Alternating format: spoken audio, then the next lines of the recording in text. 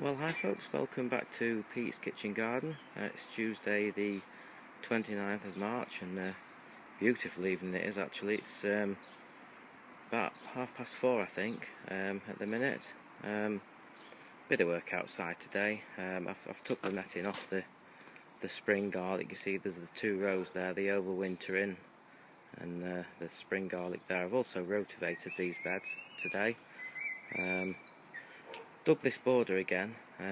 It was freshly dug a few weeks ago, so I'm just trying to break that down a little bit, and the grass has had a bit of a haircut as well, but not much going off outside at the minute. We're going to head over into the polytunnel. Got a few bits going off in there. Okay, so here we are in the polytunnel. I can tell you it's really quite warm in here at the minute.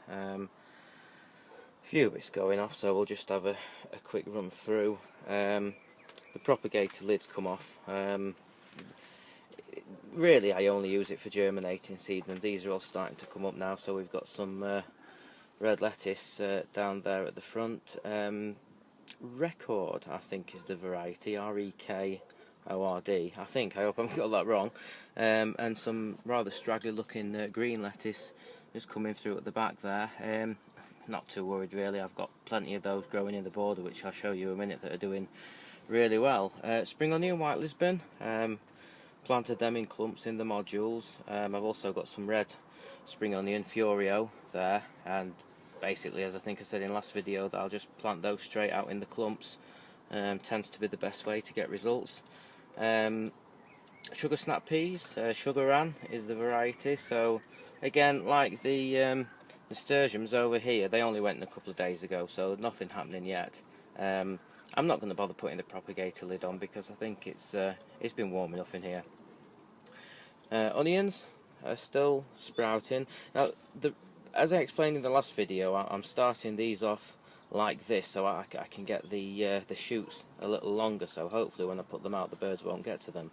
The problem is that really these want to be going in the next few weeks, and they're all growing at different rates, so I don't know, we'll probably just pop them all in and see what happens, or maybe, you know, the ones that haven't got shoots on them yet, the ones I'm worried about, maybe I'll get some netting or something over those.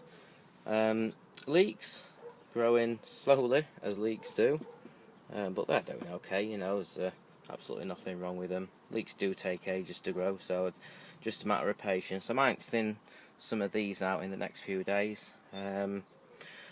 What I have done actually with my little boy yesterday, we've got some of the brassicas in. So I'm a little sort of early this year with everything actually. You know, it's been quite mild weather, so I would normally put these in a little bit later. But Calabrese at the front there. Obviously, as I say, we only put these in yesterday, so we'll not see anything yet. Cauliflower, never grown cauliflower before actually. This will be my first year. My wife's not keen on it, but I do quite like it, so we've got some of that in there. And we've got some kale. This is a red variety called Red Boar, I do believe. Never grown this particular variety before, so we'll give that a try and see how it goes. Down into the polytunnel border. So there we've got some the green lettuce. I can't remember the variety, but they're doing well. I thinned those out a few days ago. We've got the red lettuce there. I like to have both green and red, to be honest. It's nice to have that bit of colour. Beetroot. So we've got Boltardy at the front there. Again, they're looking fantastic. I mean, thinned those out as well the other day. We've got some Quattro Gourmet Mix beetroot, which is a multicoloured variety at the back there. Now, I was given some advice by Jim's allotment, and he said that, you know, you're better off picking these when they're a little bit smaller, because they can tend to apparently get a bit tough if they get too big and lose a bit of flavour, I think he said. So I'll be taking these when they're about golf ball size, and I'll probably use them in salads, or I might even pickle them actually. But yeah, coming along nicely.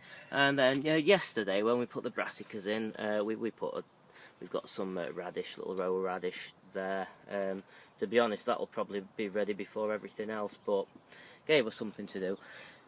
And then for some strange reason, I've got onions growing in the other half of this board. Now, I never grow onions inside under cover or in the polytunnel or anything, so I must have been bored.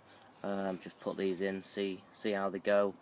We've got some spring onion there in between them in rows. As I mentioned, you know, most of them this year I'm doing in clumps, but I think we just wanted something to sow really, so I've put those in. I'm sure they'll be fine. You know, we'll get something off them. I don't normally do too bad with spring onions, though they're not always the easiest thing to grow. So potatoes, you remember the really early ones that I started back in January, these are doing fine now. I've got some fleece at the ready in case we get any frost, but it's been so mild so far, and actually we're not forecast the frost for at least the next 4 or 5 days. But as I say, you know, if we do, I'll get the fleece out just to make sure. Same variety. I think I planted these about 3 weeks later, starting to come through. And then to the other potatoes, the first earlies. These ones, you remember in the last video I was telling you I got the tubes and the bags are sort of all in one as a deal. See those ones there? These are Charlotte's first earlies, and then Ouija, second early. So yeah, we should have, you know, we got 6 tubs of sort of first and second early potatoes, so I think we'll do okay.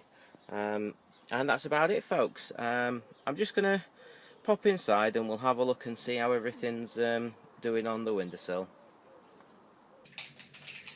So we'll have a quick update of what we've got going inside. I'll just look at it out there, it's absolutely beautiful. So starting with the peppers, and they're all getting to a decent size now. Obviously, you know, they won't go in the greenhouse for at least another month or so yet. You know, it's not. It's a nice day today, but it's not that warm. So you know, these will stay where they are for a bit.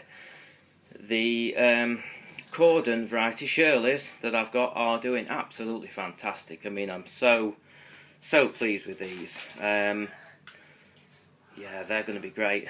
They're going to be great. And then we've got some tropical ruby. So this is a bush variety. They're like a sort of elongated cherry tomato, if you like. And they're doing okay. I was a bit worried about them actually. I remember the last video. They were quite a bit smaller than the Shirleys, but they do seem to be catching up a little bit. And they are a bush variety as well. So that, you know, they're not really going for height. The herbs, which to be honest, rosemary I've got nothing. Chives I've got just a few. The basil and thyme at the back there you could just see is doing okay. But you know, I might end up. I might have started these too late. I don't know if you maybe, you know, should have started them over winter. But I may end up buying plants, to be honest. You know, 4 for a tenner, the place where I work, and I might end up doing that. Mint again, hardly anything there. I don't even know if that's mint or if that's weeds, to be honest. It shouldn't be weeds, but I have known it indoors before. And also, the other thing we did yesterday is we put the cucumber in. So it was a bit disappointing actually. I opened the packet and I knew that there wouldn't be many seeds because cucumber seeds are quite large. There were 5.